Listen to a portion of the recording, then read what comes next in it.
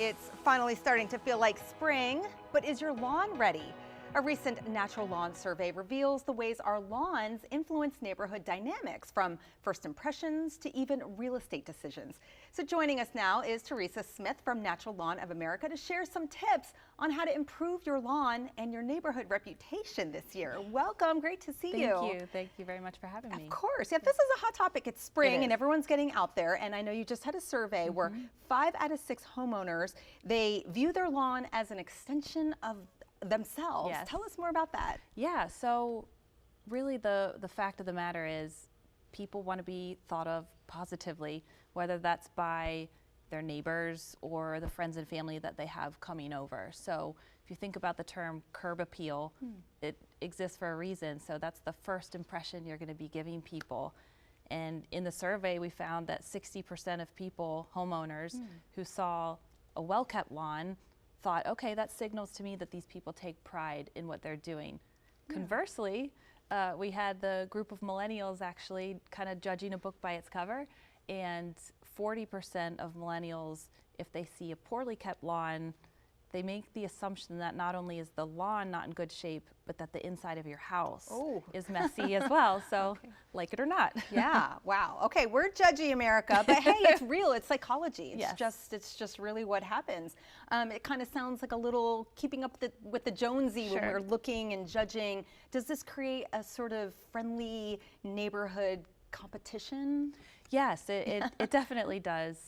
In fact, 50% or half of homeowners have actually admitted to increasing their lawn care efforts and spending more time and money out on their lawns just after looking at what their neighbors are doing. So it does matter. And when you think about this is spring, this is a popular time to put houses on the market, and you want your home value to be good. So the one truly surprising statistic was that 40%, or almost half the people putting their lawn or putting their houses on the market said, I'm going to take money out of my own pocket and actually spend it on my neighbor's lawn. So yeah, believe it or not, if you could tell me that my house is going to sell quicker and for a higher price, 45% of those people are willing to do that. Wow, I wonder how that neighbor feels. Yeah, right. Knock, knock, knock. Do you mind if I just have a lawn service come over here? I'm trying to sell my house. But that says a lot about how much lawns matter, and they matter to people and to other people who are judging.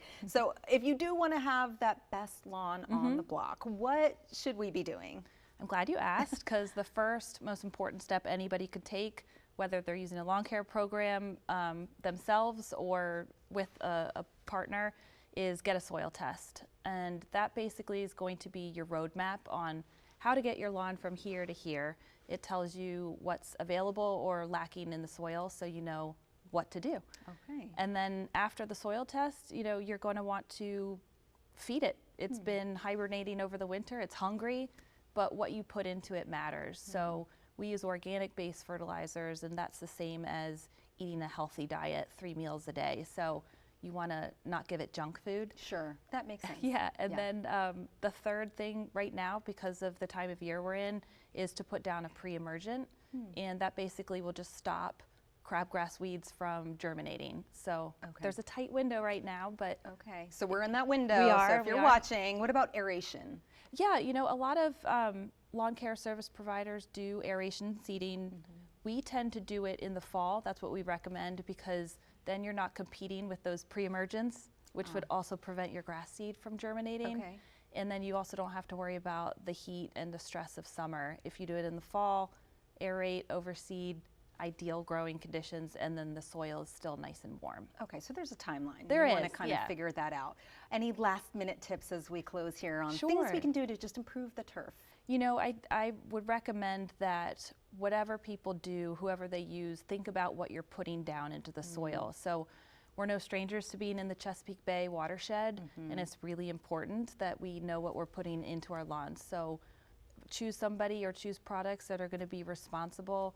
We feel like we have a responsibility to not just the environment, but also to you as the homeowner, and then your family and your pets that are eating the grass sometimes. That's huge. Great advice. Thank you so much. You're welcome. Thank you. If you want to learn more, you can visit naturalawn.com.